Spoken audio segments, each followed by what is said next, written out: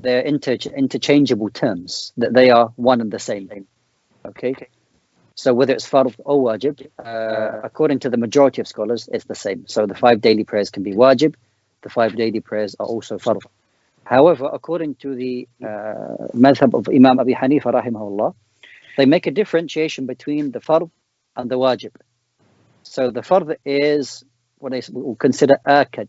There's more emphasis on that, in that anything established through mutawatir means, either through the Quran or through mutawatir, which is multiple numbers in each chain of the narration, which is a mutawatir hadith. Anything is established via that means is considered fard. And anything which is considered, if you like, established via ahad means, this is something which is considered wajib. Wallahu a'lam. Jazakallah khair, Sheikh. Another question is from YouTube. This is from Mr. MSR. Could I ask the ruling about the prayer after Fajr? Do you have to stay in your position? Are you not allowed to speak to anyone, or does this only apply to Fajr in congregation? I assume they're talking about the just after sunrise. Yeah. No, actually, there's a hadith which mentions that, is a hadith in Musnad of Imam Ahmad, that whoever prays Salatul Jama'ah and remains in their place, mentioning Allah subhanahu wa ta'ala throughout, and then after that, as you rightly mentioned, then prays 2 rak'ah, that 2 rak'ah will ta'dilu umrah, will ta'dilu hajj wa umrah, will be equal to and hajj and umrah.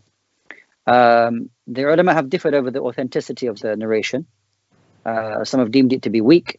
Others have said, no, it is hasan, it can be accepted. But if you do accept it as being hasan hadith, then a requirement of that is you praying Salatul Jama'ah in the masjid. Wallahu a'lam. Jazakallah khair, Sheikh. And what about in lockdown, if the masjids are closed? Yeah, so if it is the case at the moment that this is your usual practice, that every day you're in the masjid and you sit from the congregational prayer all the way to sunrise to get that reward, if the hadith is authentic, and you can't do that, you're prevented from doing that, then we hope Allah subhanahu wa ta'ala will reward you about that, what you used to do from your actions, inshallah ta'ala. SubhanAllah. Jazakallah khair, Sheikh. Next question is from the same person, MZR. They said, we're raising money to feed poor fasting people in Syria and Pakistan by selling cakes. Can we use sadaqah/zakah to buy the cake ingredients? Right, so number one, you can most certainly use sadaqah to buy the ingredients for cakes and whatnot. However, with regards to zakah, it is only allowed for you to use the zakah money if it is those recipients from the categories which are mentioned in Surah At-Tawbah. So if you're just selling cakes to people like who are not deserving of zakah, then it's not permissible for you to use that zakah money to purchase the ingredients for those cakes, because the cakes are not going to the correct recipients. Wallahu a'lam. So just to clarify, is that the people who are the cakes are actually going to, or the profits from the cake sales? No, what we're saying before you even get to profits, zakah money can't be used to buy those ingredients to make those cakes which are just sold to anyone and everyone. The zakah money must be and only used for specific recipients. Barakallah feek, Sheikh. Jazakallah khair. We have another question from YouTube. I was wondering how I will weigh my gold and give zakah in the month of Ramadan, since the jewelry shops are all closed because of the virus. So I can't, what should I do? Yeah, sure. So what you can do is, if you don't have a weighing scales at your home, then you can purchase online, I'm sure, you can purchase a cheap scales from those online supermarkets, whatever the case may be, and use that as your means to weigh your gold, inshallah ta'ala. Very easy solution, inshallah. Jazakallah khair, Sheikh. This one's next one's from Isra. It's an interesting question. Will the angels ever die? Yeah, so the verse كل من عليها فان ويبقى وجه ربك ذي الجلال والإكرام is a verse that the ulama use, that all will die. All will die. And this is the view of some of Ahl Sunnah that everyone in the universe will die. Except that there is another verse, again in Surah Al-Zumar, except when Allah subhanahu wa ta'ala commands the trumpet to be blown, that everyone will pass away except whom Allah subhanahu wa ta'ala wishes not to. Now there's a discussion over that, who they are. Some of them are discussed. It's not an absolute matter, I must say. It's some discussion between the scholars. Some say some of the servants of the paradise, that they don't die. They escape that. Some mention some angels. Allah really knows best. But in general, everyone on earth will die. Wallahu ta'ala alam. Jazakallah khair, Shaykh. And that is during the when the trumpet is blown and then That's everyone right. is resurrected. No. Jazakallah khair, Shaykh. This next one is an interesting question from Fatih.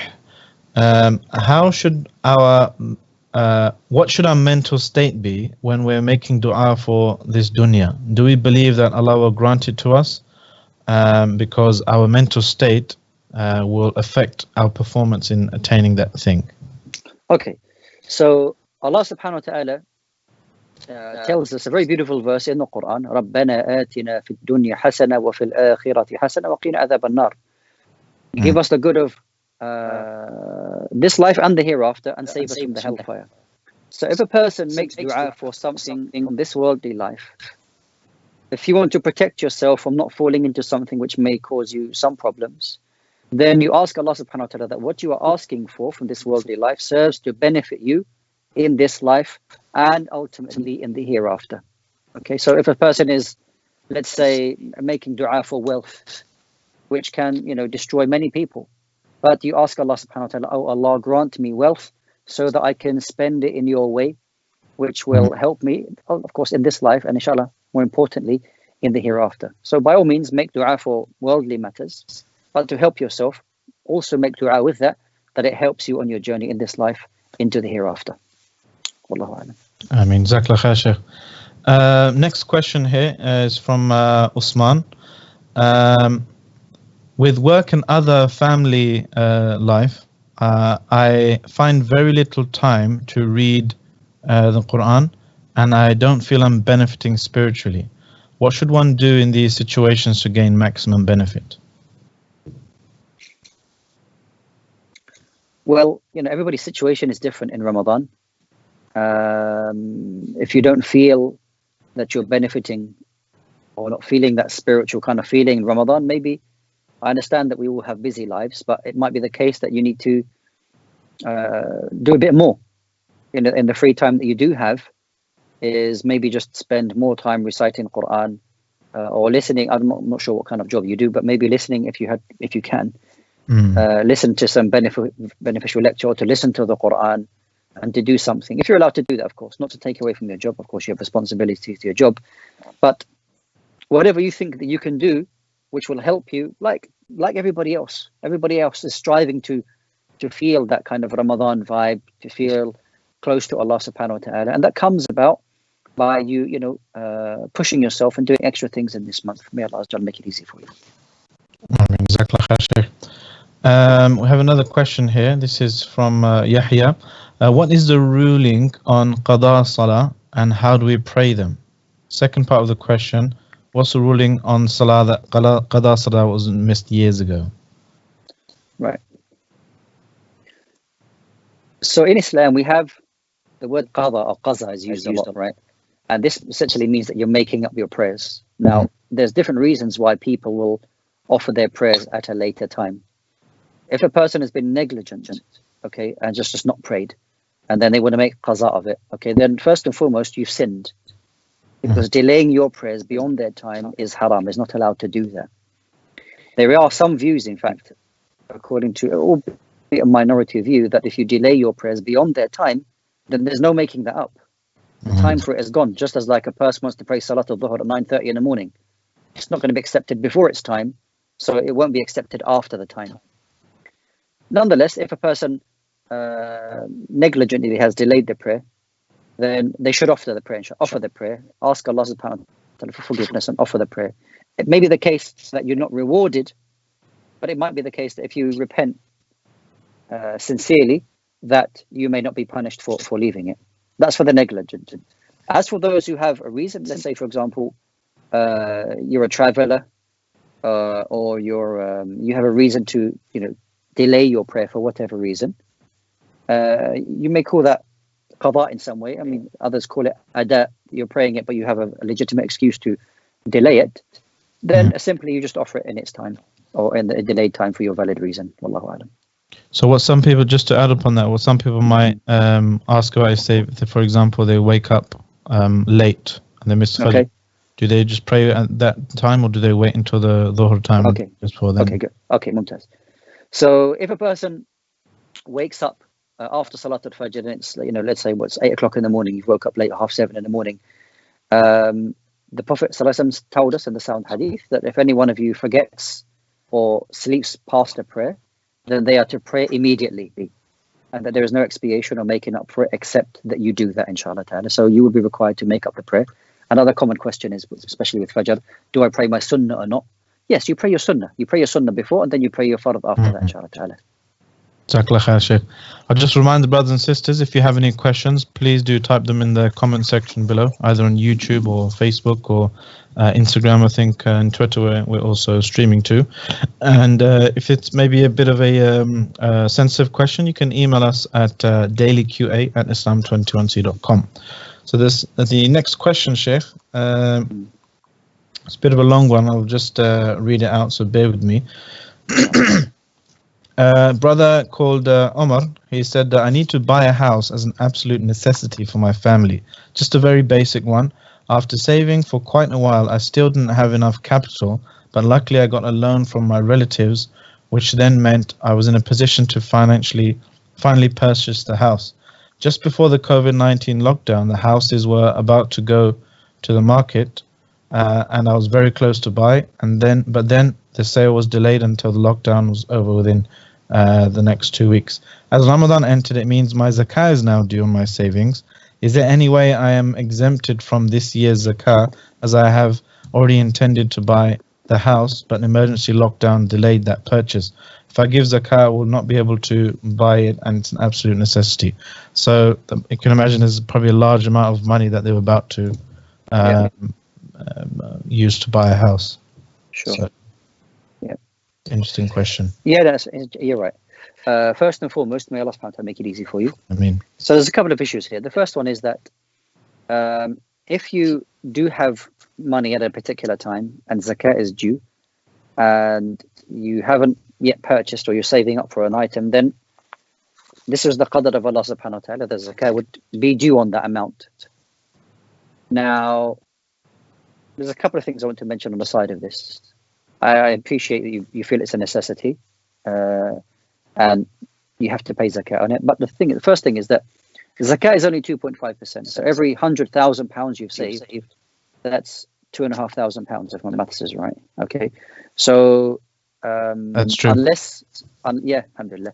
Unless it's, if a person has saved like £1 million, then you start talking about, maybe some serious money like £25,000, which this could be quite a big dent into the savings that you have. But since the zakah is only 2%, it's not there to make people poor. That's not the idea of zakah. And first, remembering that it's when zakah is due, that money that is due is no longer yours. Okay, I can't delay paying it. Oh, it's like I'm doing a favor. This money doesn't belong to you anymore, and it needs to be given to those who are deserving of that. And another issue also, that it may be, and Allah knows best, that if you haven't signed anything on the dotted line, the houses, it might be the case, Allah knows best, that the prices of houses may come down due to this. I mean, of course, I know a speciality in real estate, okay, but it might be the case that the prices of houses and so on and so on actually may come down quite a lot. So it may be the case you may save some money in the long run. But nonetheless, this is something that Allah subhanahu wa ta'ala is testing you with, as we all face tests. So the zakah would be due, and I ask Allah subhanahu wa ta'ala to make it easy for you. Ameen. It's a good question nonetheless. Jazakumullah khairan. Yes. This next question is from Brother Jamil. I wanted some advice. Where's it gone? I wanted some advice on what Okay, it's been deleted. I wanted some advice on what I should do.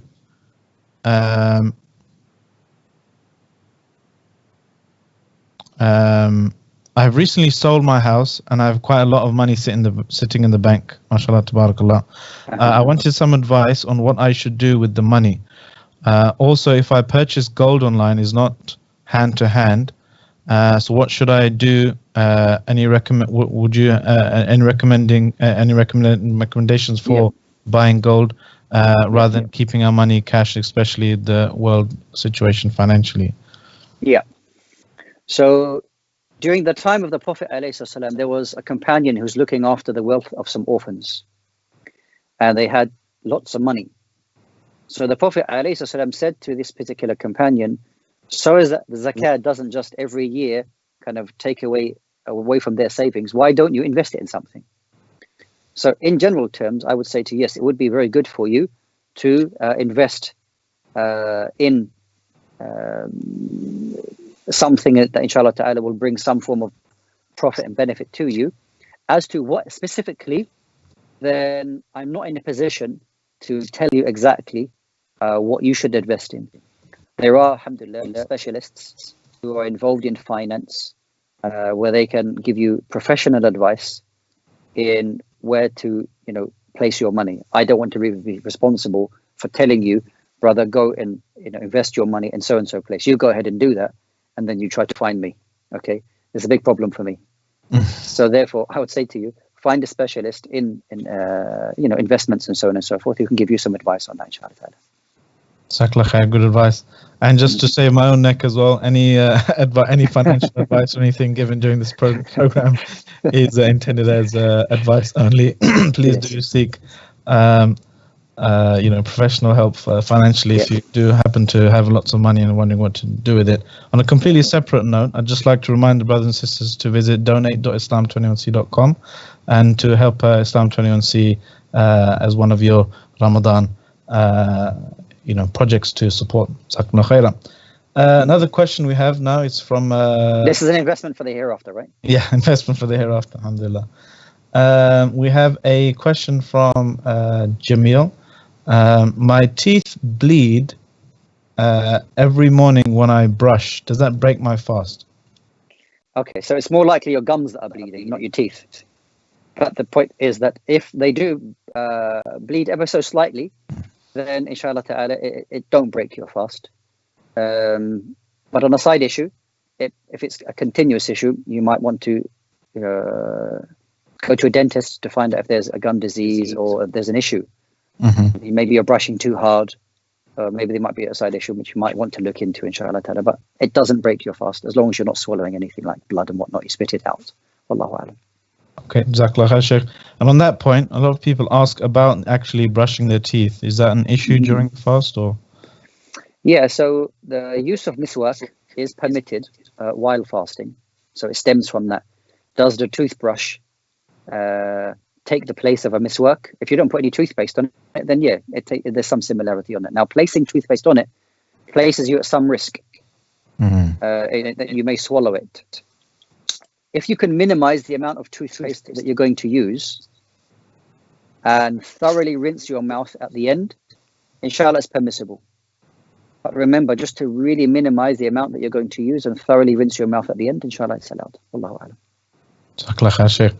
And also just a reminder, if you're just tuning in, the way you can get your questions asked on air is just type them in the comment section below on YouTube and Facebook.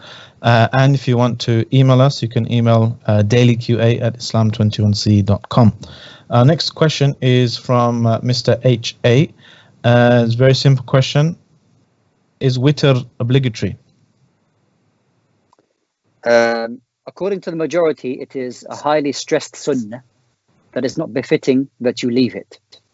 There's a minority view that it is wajib, but they all agree that it is a type of salah that really shouldn't be left.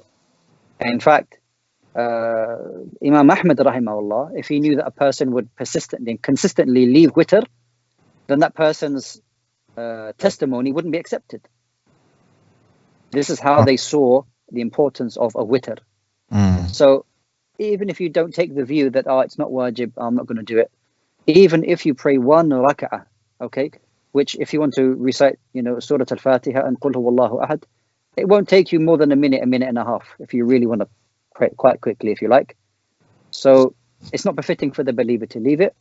There's big discussion amongst the scholars whether it's wajib or not, which I'm not in a position to kind of give the answer which solves all the discussions. I'm not in a position to do it, but really you should offer it. Wallahu a'lam. And the bare minimum for that you're saying is just one rak'ah? That's sufficient. Yes, you can pray Salat al-Witr, one rak'ah. Wallahu a'lam. Okay. Jazakallah khair, Shaykh. Especially if I would just maybe add to that as another question, a sub question. That is, if people are in the habit now of waking up for suhoor just before Fajr, is it advised for them to wait to pray their witr then, or just before they go to sleep? So the Prophet ﷺ told us in a sound hadith to make Salat al-Witr your last prayer of the day. So if you pray earlier in the night and you don't intend to pray later on, then you pray your witr after your Isha and after some raka'at of Taraweeh, then you pray witr. If your intention is to pray later in the night, then obviously you would delay Salat al-Witr to the very last part. Wallahu a'lam. Okay, Jazakallah khair, Shaykh. There's another question here from Asif, I think. It's spelled Asfi, but if her name is Asfi and I pronounce it Asif, I apologize. Can a person be an imam when they're praying if they don't have a beard due to the lockdown, because people are being... Yeah, sure. Yeah, so a beard is not a condition for you to lead people in Salah. So if you're at home and you want to lead your family in Salah, and if you shave, then okay, it's a separate issue. But by all means, you can lead your family in Salah. May Allah subhanahu wa ta'ala increase you. Ameen. Jazakallah khair, Shaykh. We have another question here. Is it more rewardable to do good deeds in the days or the nights of Ramadan? Okay, so...